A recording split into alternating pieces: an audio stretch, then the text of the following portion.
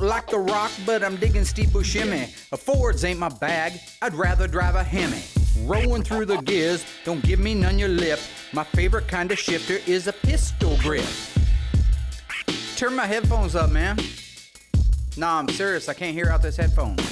Bow ties off for sissies, Mopars are the bomb. If you don't like what I'm rapping, go and tell your mom. Drop it in the trunk. Quarter in the slot, fool.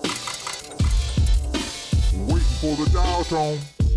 Oh man, your mom ain't nothing. Quarter. Beneath the fog, behind the rust, sometimes they come back. There's only one internationally recognized Mopar master, Mark Warman, joined by his friends, family, and dream team, the Ghouls. Nobody wants to take on the stuff that we take on. Reviving the past, 100% untouched survivor. resurrecting the icons of American muscle, We are the Shaolin priests of Mopar. uncovering stories, It's the baddest car we have here. and restoring dreams, The most iconic muscle car on the planet. putting cars back where they belong. On the road. Here we go! Beyond a passion, Oh, that's wild. one man's obsession with Mopar perfection. This is Graveyard Cars. So this is a very exciting day. I got my friend Chrome Dome and Dougie. Dougie, cameras are over there. Right around, nope, wrong direction. There you go. Hi. Say hi to the camera. Yeah, hello, cameras. Hello. We are getting ready to install the drivetrain in a 1970 Plymouth Cuda Tribute car with a 392 and a 5-speed Silver Sport transmission with a Moser Dana 60 rear axle with 354 gears. That's good stuff. And a Magnum Force K member. The car that Doug and Royal are installing the drivetrain on is a 1970 convertible Tribute Cuda. It's part of the Three Amigos cars that we introduced a few seasons ago. So things are moving slow at the shop, but this one is getting close. Let me just take a minute to catch you up on the Three Amigos cars. The Three Amigos are three friends that went to college and became commercial airline pilots. All three of those gentlemen have commissioned a car here. So Jeff, Jeff, has commissioned us to build a 1970 Roadrunner. So when this car is all finished, it's gonna have a Hellcat crate engine, a 6-speed Silver Sport manual transmission, and a Dana 60 rear axle. The front suspension is going to be a Magnum Force transformer with coilover shocks. So the car that Mark selected for this is an actual 1970 Plymouth Roadrunner. The car is really rough, missing the original drivetrain, really rusty, but it's still an original Roadrunner. So since acquiring the car, we have disassembled it completely. We cut off all the rusty panels, and then we sent it out to be chemically dipped. So the car is back here at the shop, and it's going to require an enormous amount of metal work. Because this car is so rusty, we're considering doing a floor swap from a four-door like we did on a 1970 GTX. So whatever we do to get to the finish line, at the end of the day, this is going to be a beautiful 1970 Roadrunner with 700 horse. So another car in our trio of Three Amigos is a 1968 Charger belonging to Pilot Tom. Like, ground control to Major Tom. So for this vehicle, Mark was able to find a genuine 68 Dodge Charger as a donor. When we got this car in, it had fresh paint on it. It looked good from 20 feet away, but once you got up close, it didn't look so good. Once we got the car disassembled and back from the dipper, we had a lot of work to do. Shane has been working on this car for a couple months now, and he's got it just about ready for the mudroom. A lot of panels had been replaced on it previously, but just not correctly. So this drivetrain is a lot like our other drivetrain that's going into the other Pilot Jeff's 70 Roadrunner. It gets a Hellcat crate engine and controller. It gets a 6-speed Silver Sport manual transmission, a Dana 60 rear axle, and the Magnum Force transformer front suspension. I'm looking forward to seeing all three of these cars done and lined up for the Three Amigos. Okay, so the last car in our trio of commercial airline pilots Mopars is the little 1970 Cuda Tribute convertible car. It's the car right now that Doug and Royal are installing the drivetrain on. This one belongs to Pilot Jeff, which is spelled Geoff. We also have a Pilot Jeff JEFF, so just not to get those two confused. Now, this little car came to us as part of a big package deal I made to restore the 1970 Cuda. If you guys recall, recently we delivered that car, 70 Cuda, 446 barrel, 4-speed, beautiful car. That's home with its owner now, very happy. The cars that he traded in towards that is a 1970 Plymouth Barracuda Grand Coupe convertible, B5 blue. We featured that a few times. In fact, all these cars went out for a drive at one point in Graveyard Cars because they were running, driving cars. The little blue car, we ended up giving it away at the Little Creek Casino up in Washington. We were at a car show a couple years ago. They asked us if we'd want to be part of a giveaway, and so we were. That was a fun event, always. That's the one where we got kicked out because Alyssa and Will were intoxicated. Man, fine first gear, let's go. He's only into an automatic. And we never got invited back. I just would like the record to show that. I'm what? You're a joke. I'm a joke. I'm a joke. Very loud. Alyssa gets very loud when she drinks. Then we get out here and I have to find you and you make me go halfway across the resort because you didn't play a little joke like, oh, I'm just kidding, I'm leaving you, let me go around the corner. No. You go the full mile. I hate you. Pilot Jeff, GEOFF, has the little 70 red car that you see in the video there. Very complete car. It had a 1972 340 in it with a 4-speed. Originally, the car was a 318 with a 3-speed manual. It was also originally, it was a manual convertible top because on the 70 and 71 Barracudas and Cudas, having the power convertible top was an option where the standard one was a mechanical fold down like the old European cars would have had. This car was a running, driving car. It had already had a lot of body and paint work on it. We jumped right onto it, got it disassembled. This car, when it's finished, is going to be a 392 crate Hemi with a 5-speed Silver Sport transmission and a Dana 60, along with the Magnum Force transformer front suspension. Just one quick note to make is when we're putting these Magnum Force transformer front suspensions on, there are a few frame modifications we have to make. Not a lot, especially if we're putting it in with the 392 crate Hemi. We learned early on in the 2016 when we did the SEMA car, the green one, that the alternator will hit the pinch weld, if you will, of the right-hand frame rail just in front of the shock tower. So now we just cut that back, weld it solid so we still have our integrity, and now it'll clear that barely, maybe by 1/4 of an inch, but it clears it. The other thing is the upper control arm bump stops have to be relocated from their original position to where the upper control arm now lands at the 0 point on there. So you don't want the upper control arm to be off to one side or the other because it's an acorn-shaped upper control arm bump stop. Modification-wise to the frame, that's about it. There is a little bit at the back where the transmission goes into place, but we'll talk about that as they're putting the transmission in it. Coming up on Graveyard Cars, Mark and Will fill us in on the body and paint for this 1970 tribute Hemi Cuda for one of 2 Pilot Jeffs. Just the worst welding I'd seen in a long time. After that, Doug and Royal are ready to begin the installation of the drivetrain. But how far will they get when Mark leaves them to their own devices? Where's the rear end? I don't know. Find out when Graveyard Cars returns. Now, when this little car came back from the dipper after we disassembled it, it was a pretty solid car. It had some previous repairs done to it that needed to be cleaned up, like the crossbar where the convertible top motor would normally mount if it was a power convertible top, which, by the way, we are converting it to, had been, for some reason, cut out and put back in, and just the worst welding I'd seen in a long time. A couple of the floors on the car had been replaced, which were good panels, looked like used original panels maybe back in the day, but they just needed some major cleanup on them. So once all the metal work was done and we double checked it and everything looked great, we sent it right out to the mud room for Michael to start on it. Michael's been here for quite a few years now, and he's my #1 guy, and he does a great job. See, a 70 to 74 Barracuda has what we, at least in street terms, we called a slab side. It was a big, long, flat side. Yeah, it had a style line down the middle, but it seemed like a really long, flat panel. So we called it the slab side, where the Challenger, of course, has the hip line to it that goes down the middle of it. The Barracuda really isn't flat. It just appears to be flat. It actually has a convex to it both directions. Then when it gets to the style line, it dips in at the wheelhouse, where in front and behind the wheelhouse, it still has the convex. There is a lot of shaping. He has to create the lower style line, and he's using mud, he's using a filler product on it, but it's very, very thin when he's done. We have that lower style line that has to be completely finished all the way to the vanishing point where it meets into the bumper opening for the rear bumper.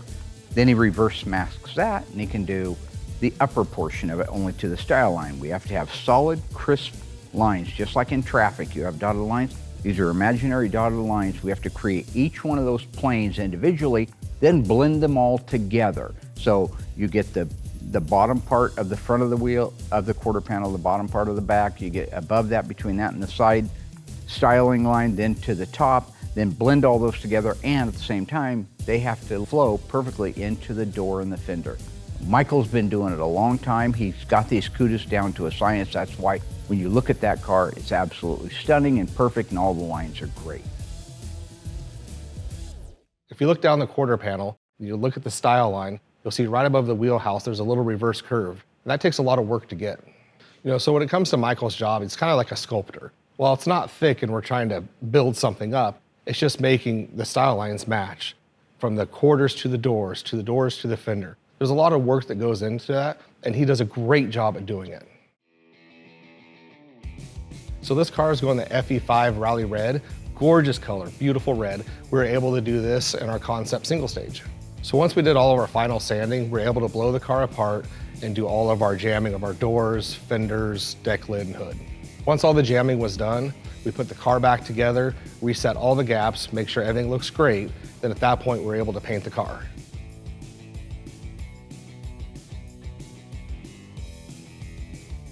As you can see, after the color sanding was done, this car is absolutely gorgeous. We did our normal 4 coats of single staged. We wet sanded it till it was smooth and then buffed it out into a glass finish. Now this is cool. After the paintwork was all done, I grabbed my son Brody, we put the car in the booth, masked it up, and I was able to show him how we're using our new second skin undercoating on this car. So I'm teaching Brody how to do the undercoating so that way he can take over. Make sure you get a hand underneath it too. I'm getting there. Okay.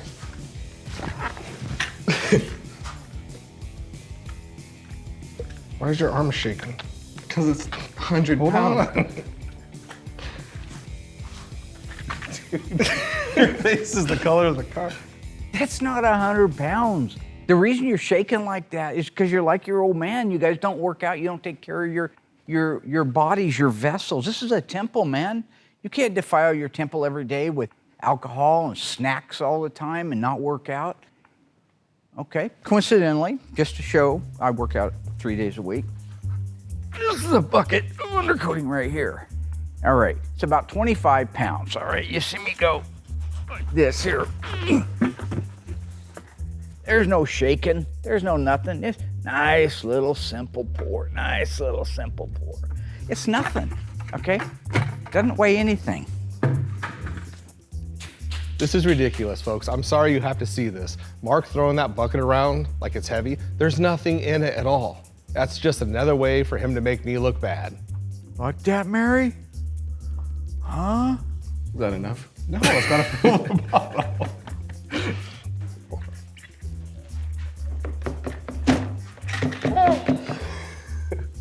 At the end of the day, it's not about how much Mark can lift or how much Brody can lift.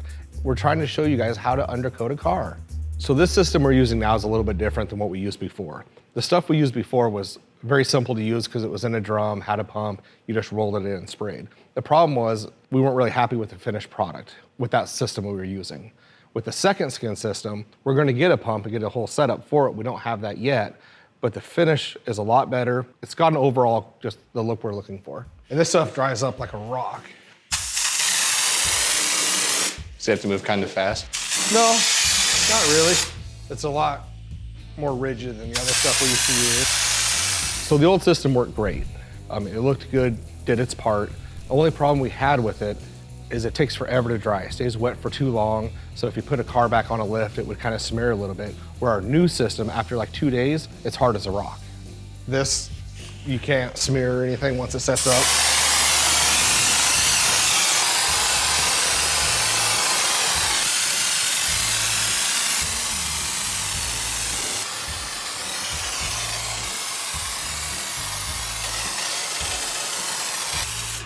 All right. We need more. Let the record show that he brought this in on a dolly because he couldn't lift it, so I'm over here lifting it by myself. Put that out there. Hey, it's getting lighter though, right? Nope. What if we took the lid off and you just scoop it out? So Brody and I will spend like the next hour getting all fine tuning all the little stuff and whatnot. Let this car sit overnight, unmask it, and then we take it over to assembly. It'll be dry, hard as a rock, and the stuff works great. So with this system, we actually put 2 coats on to make sure it has great coverage. So with this, it sets up great. It's got a great look when it's dry, and it's hard as a rock.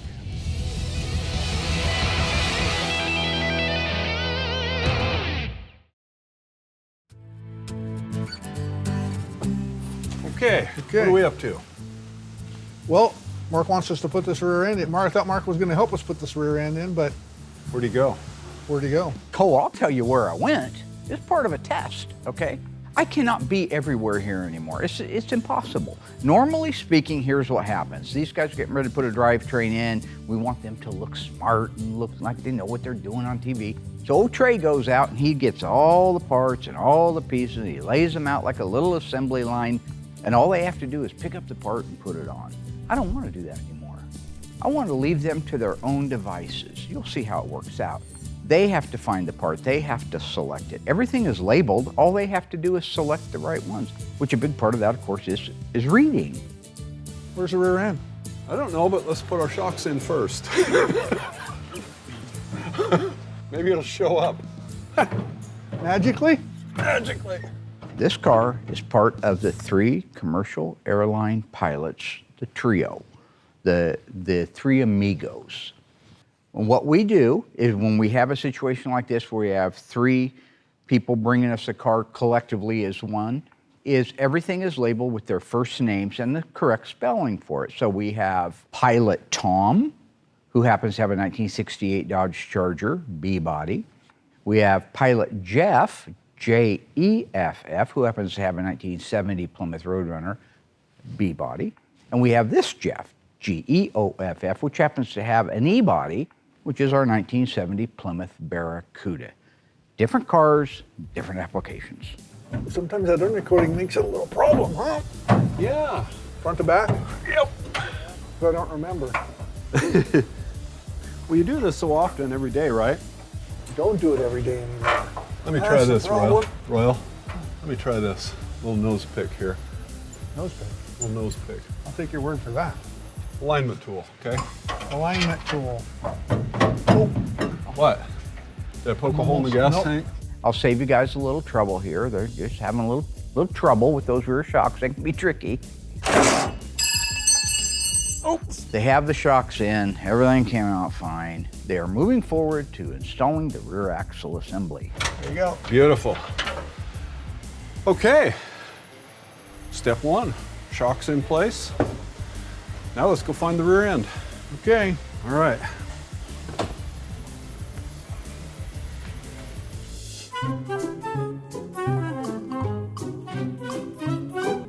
So what, he put the brakes on? Now Mark has been super busy lately, and that's fine with me because it means he stays out of my hair. But I admit, I do like it when Mark lays out all the correct parts for us ahead of time so we can just put them on. But the good news is I had Royal help me pick out all the right parts so we could put the drivetrain together. Well, I admit it took us a little longer to round up all the parts without Mark's help. It was a lot more peaceful and harmonious without him. There we go. Oh, what kind of stuff scares me? I was going to say that was I'm a going to little go. jumpy. Don't be scared, Doug. We're trained professionals. Trained professional. Okay. All right, I'll get back in position. And I can lower the car, Royal. I think you may want to just a little bit. Are you in? I can't get. Then I can lower the car a little. Okay. Okay. Okay.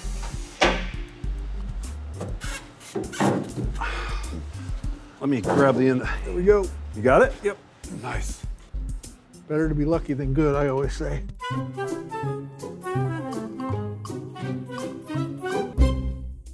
Well, I'd rather be good than lucky in this particular case. See how Royal is successfully installing the 4 nuts on the leaf spring hangers where they go into the rear leaf spring hanger support? Nice, right? Pan over to Dougie on the other side, who happens to have a 3-foot pry bar in his hand. Why, I've never needed a 3-foot pry bar before. You'll see why. Push down on the back of the spring. There you go, there you go. Yeah. Twist it, push it. Yeah, why? Wow, I think you hit that angle on those just right on. That's amazing. Sometimes I get lucky. The guy's got the leaf spring hangers in with a lot of work. See, I would, just for the record, that's where I would have stopped and said, what's up? I'd say, why are we having so much trouble getting the hangers into place? Because something's wrong. Oh boy. Okay, Royal. Oh man. I know. He greased these all up, didn't he? Yeah. Mark always complains I never put enough grease on anything, right? Well, where's he at today? You did this time. And that's okay. One time Mark's not here. But not our boys. Our boys decided that after getting them into position to lower the car down and make the connection at the rear. This is where the rear portion of the leaf spring goes into a shackle, and that goes into the frame of the body. It's actually going really well. With everything being prepped beforehand, it just goes really smoothly. We can do it in a matter of minutes instead of hours, like it used to take us on our backs in the gravel. I'm gonna get a big pair of channel lock pliers. I'll fix it. Perfect. Got it? Popped right in. Bigger hammer, bigger pliers. Yep. Okay. Ready? Yep. You hold it there. Oh.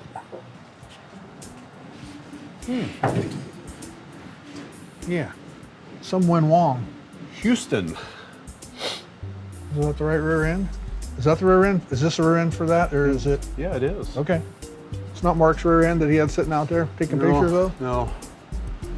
What you don't see is that Cue Ball and Einstein selected a B-body rear end, which is 2 inches narrower than an E-body rear end from every standpoint, including the width of where the leaf springs bolt. Where did they find a rear axle for a B-body that looked just like it? Well, at a glance, they do look like it from a B-body to an E-body. Remember when I mentioned how we used to label them Pilot Jeff, G-E-O-F-F, and then we had Pilot Jeff again, woo, and it's J-E-F-F. They grabbed the rear axle assembly that's built out for Pilot Jeff, J-E-F-F, 1970 Plymouth Roadrunner, which is a B-body, is 2 inches narrower. That dog will never hunt. I can assure you of that. So what they did while we were cut was remove the axle that took so much time to put in and got the correct E-body axle underneath it. Now, I would like to say that I was asked specifically by Royal and Doug to keep that under my hat, that little error. And I agreed to do that, but everybody that knows me knows I don't wear a hat. After the break, with the rear axle crisis averted, Mark takes a moment to go over a 1968 GTX after the car was released from the body shop with less than perfect panel placement. That's a terribly tight gap at the back. Will Dougie and Royal continue to manage on their own when they take on the ferocious 392 Hemi? Oh, you all right? Find out when Graveyard Cars returns. What I'm looking at here, okay, is here's your front header panel. This big piece right here, we call it a header panel or a bumper filler. Your bumper would go right here. It holds your grille assembly. So remember, guys, one of the reasons I'm not able to help the guys do the drivetrain is because I have to go over a 1968 GTX 444 speed. It's a yellow car with a gold interior, an extremely rare car we introduced a few seasons ago that I was told was done in the metal shop. I was called over to sign off on it. The bodyman feels like he is done and it's ready to go in the mudroom. So what I do is I check the gaps. I'll show you what I look for and how I look for it, because if the gaps are too tight, we don't dare go into the mud shop. We have a really nice intersection here. This just came out nice. It could come out just a little bit, but this is a really good meeting. It meets here really nice, and the trajectory of this reverse curve into that looks really nice. Same thing on this side. Watch that come down real nice. It comes right into that. We have a great gap right here. So that's good, right? If that was the only panel I was checking, that'd be great. But we have to make sure all the panels have even gaps and enough gap. So knowing that's okay, we go to the hood, to the fenders. That's where the first problem is. Now I use this little jobber right here. It's a it's a 3/16 shim. That's what we want a gap is 3/16. Reason being, we're gonna fill up these ledges. We're gonna fill up these jams with paint and primer and sealers and all kinds of things. So it's going to shrink. You wanna make sure you have a nice fat gap before you get started, so when it shrinks, it looks the way it's supposed to. So what I should be able to do is take this 3/16 shim and put it between the hood and the fender. You can clearly see I can't do that. As a matter of fact, just guessing, I'd say this is probably about 1/8 of an inch, maybe a little bit less. So we know this fender has to come out. We'll go look at this side. It barely starts to go into the ledge and then it stops right there. So that fender would have to go out. So now we have two fenders that we need a wider gap on. Well, pull the fenders out. Well, it's all well and good. What happens here on our header panel? If we pull this fender out, we're gonna open up this gap right here. Now, maybe that gap can stay and the top of the fender can roll out a little bit. I won't know that till I go down there and work with the metal guy on it. But we know the fenders have to come out to be able to give us a wider gap. That's a terribly tight gap at the back. Where the hood meets the cowl, if you look at that, there is, again, 1/8 of an inch at best. So now we know the hood needs to go forward and the fenders need to go out before they start working on it in the mud shop. This is a great example how the movement of one panel or the placement of one panel can affect all the rest of them. They set all of the adjustments on the adjustable parts. Remember, the quarters, once they're welded on, not adjustable.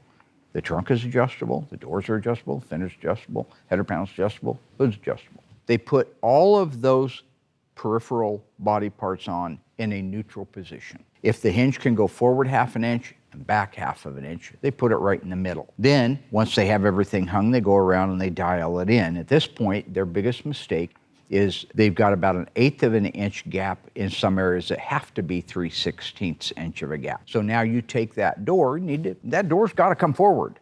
That door comes forward from 1/8 all the way to 3/16, which is another 1/8, I think. Not that good in math. But the doors come forward. Well, now you have no gap between the door and the fender.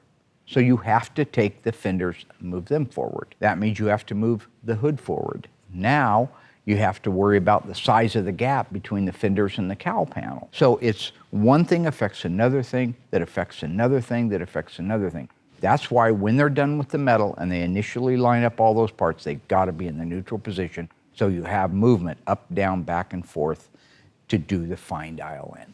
Now, the gap is a little too wide. Take a look at that. It fits in there, it's got a little bit of play, and I wouldn't care about that because I know that that'll probably fill up and you'd never be able to see it. But imagine now we've moved everything forward, how wide that gap is. So that would mean we have to bring the door forward. If we go back here, we can afford to go forward with this door. Look at that gap. I see all of the evidence of the sheet metal alignment on this car happening because all of the sheet metal is moved back too far. We take that door so that this 3/16 will go in there. That means it moves forward about 1/8 of an inch. This one moves forward 1/8 of an inch. This one moves forward 1/8 of an inch. Figure out what we're gonna do down here at the bottom when we do open up the fenders. When you open up that fender and bring it out, we're gonna have to bring that door out too. Right now, we've got a door that fits the rocker. If you look at that, that door fits the rocker really nicely. So, how are we going to do that? It's massage, massage, massage. I believe that as far as going to the mud shop, no way is it close to ready to go to the mud shop. The last thing that I have to check is the trunk, so I'll just do that real quick. One thing you have to take constant knowledge of is you have to be familiar with the car. That 3/16 rule works really great on all of those things out there in the front end sheet metal and the doors, but on the trunks, They are tight. If you go out back and you take a look at 2 or 3 of these B bodies, 68, 69 seem to have a really tight reveal, closer to an 1/8 inch with the material on it. So right here, I can't expect this to go in there, but I do think it's too tight. I think this needs to be a little closer to an 1/8 of an inch. So just about a 1/16 of an inch thinner than this one right here. If we come in and they run a grinder, a belt grinder along this edge and take a little bit of meat off this trunk lid and a little bit off that new quarter panel, we'll have the gap that we need. Over here, it's much better. It's really close. It would also need a little bit of grinding at the same time. And the leading edges are always huge. Look at that, you can just flop that thing around in there. But we've got good lines here, so it doesn't need to go forward. So this is the massaging a professional has to do. You can't just go by this. You have to have experience and know, because you'd have to end up cutting the quarter panel and re-welding it to get a 3/16 gap. The cars aren't built that way. We're not building them for the first time, we're rebuilding what's already there.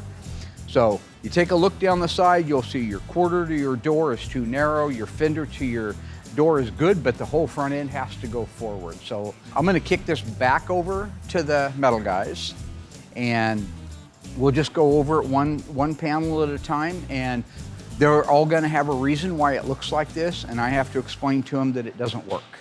That's my job. But that's a really neat car. Okay, see you guys later. Okay, are we ready? You ready? We'll put this Hemi in there? We are ready.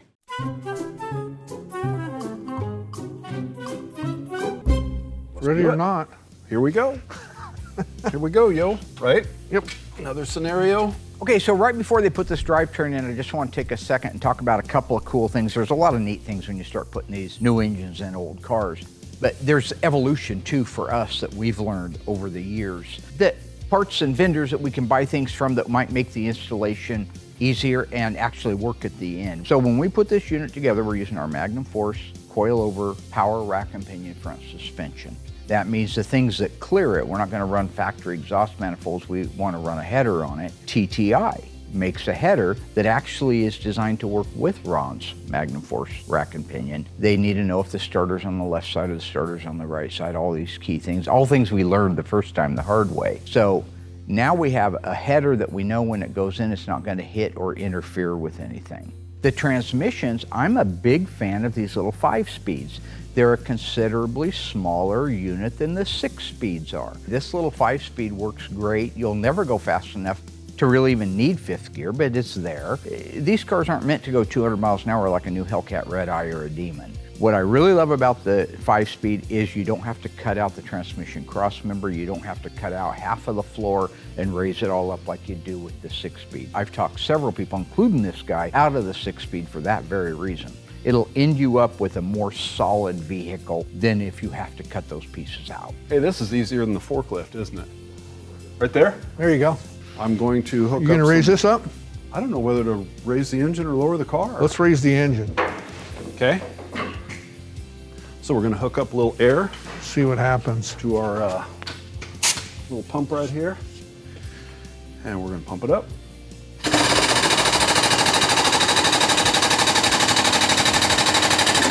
So the unit you see us using now is a little different than the way we used to do it with the forklift. This unit allows us a lot more articulation than the forklift. It'll tilt left, right, forward, backward, and it's a lot easier to just move this around so that we can install the engine in the car. Right there for right now. I'm coming up again close to this fuel regulator. Why do they have the fuel regulator on here? Is it not going to have one in the tank? I don't have any idea. That's not my department. Perfect. Still got clearance on your side? Yep. Awesome. Going up.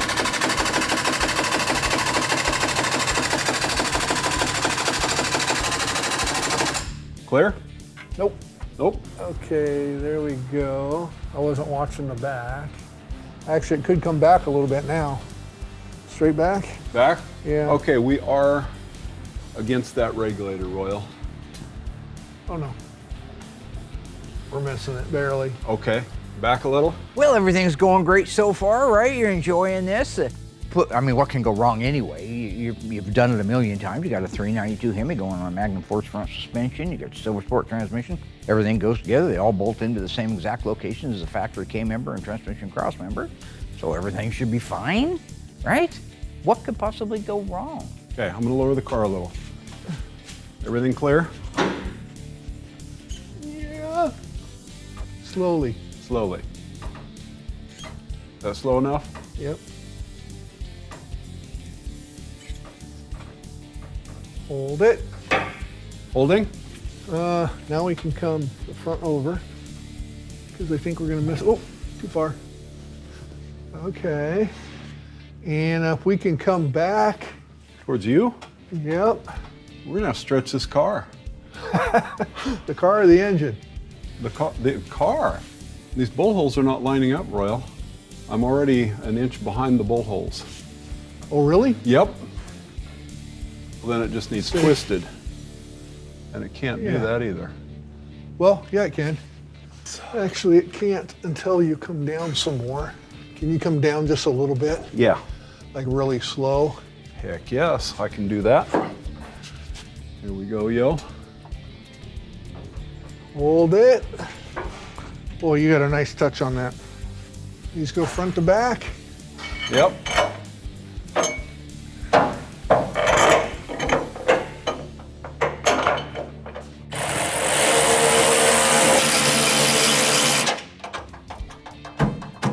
Can't do it. That one's in. Can't go back. Okay, these two are good. Look Okay. at these two. Oh. Yeah.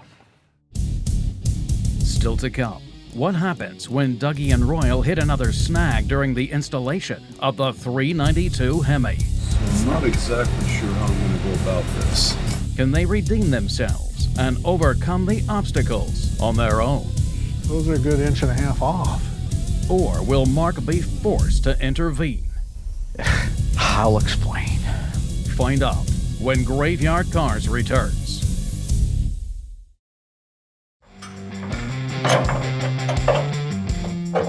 That one's in. Can't go back. Okay, these two are good. Look at Okay. these two. Oh, Yeah. my.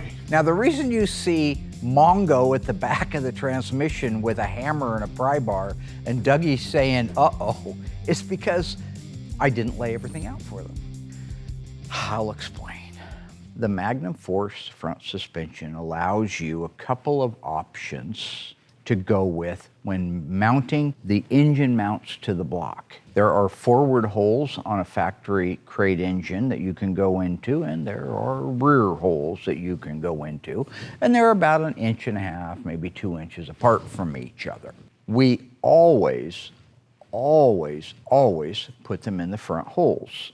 So when you put them in the front holes, it moves everything forward so that your K-member bolts will line up and your transmission cross-member bolts will line up. This motor mount just bolts on with a series of bolts. The plate, if you unbolt it, you can slide it back. Unbolt it, you can slide it forward. In this case, what they did was they installed the engine mounts on the rearmost positions of the block. And so they needed to be able to go back more with the engine. The only way you can go back more with the engine and not have the transmission crash into the crossmember is to take those mounts and move them to the frontmost holes. Those are a good inch and a half off. So saving you guys lots of misery and head scratching. We went ahead and cut for the majority of it. There's a little bit of shots of him. If you look, he's unbolting the motor mount right now, and he's probably confused by it all because he didn't mark it. I'm not exactly sure how I'm going to go about this. And that's okay. Once he figures it out, he'll go to the other side and see what he did the first time. He'll do that 2 or 3 times, and after that, he should have the engine mount on there, and then they can continue on with installing the drivetrain, which, for the record, is a fairly easy thing to do that takes me an average of 20, 30 minutes. But, you know, doesn't make them bad people. Oh! You all right? Ted Bundy, you know, He was a really smart guy. He was going to law school. Sharp, charismatic, but a bad guy.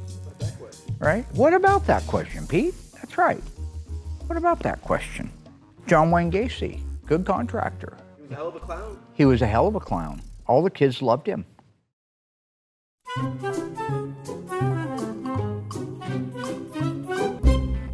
So something really cool here is you'll notice we don't have the forklift in for this. Ready for some more height? Yep. We're using an adjustable hydraulic platform Hold it. Good. that you can use. You can build transmissions, I think is what it's built for originally. But anything, it has a 2,000 pound weight limit. So in this case, you don't have nearly that much weight. You can put a whole drivetrain in. Because of that platform, it's very similar to what you see at the factory. At the factory, they would have the car coming along being held up by those body jigs, and then they would push that engine up into it. This does the same thing. Now we have the articulation of being able to come down with the car with the lift or go up with that. Hold it. Hold it. We also have this movement, so we can tilt it forward, we can tilt it to the side. Can you tilt it? Yeah. Okay, that's good. It's so much more latitude, even than the forklift offered, which was much better than a stationary cart and a stationary car, and now when it comes down, you're in there with pry bars trying to get things lined up. This unit is very much in the spirit of the way the factory did it. And it's a nice, I believe it's an OTC piece of equipment that we bought a few years ago, and all we were using it for was transmission. I will give Dougie credit. He said, why can't we use it for the engines and the K-member? And I said, well, let's try it. And you can see it works very nicely. Okay, up a little. Yeah, up. Hold it. Hey, Oh man, look at that. look at that. That's darn near perfect. That never happens. Well, we're that good once in a while. Okay, so we made a few mistakes. And I admit we should have known about the motor mounts. However, by the end of the day, the car came out beautiful. And all we have to do is hook up the rest of the suspension. And then we can put the wheels and tires on it and set it down. Bring her down. Bring her down. The other way. Thank you, buddy. Whoa. I just don't want to see it go. No, I don't either. Mark could kill us both. Well, we could just drive to Florida and never come back. Not in this car yet. Oh, we gotta have some wheels. Yeah. That car has wheels. We'll take that one. Perfect. Perfect. Woohoo! We did it. Awesome. So the first thing we do when connecting the suspension is to hook up the coilover shocks to the body. After we make that connection, we raise up the lower control arm and connect the lower part of the shock to the lower control arm. After that, we connect the upper ball joint to the spindle. Remember, folks, when we're using the Magnum Force coilover shocks, we don't have to use the torsion bars anymore. After that, we set the alignment by eye, as close as we can.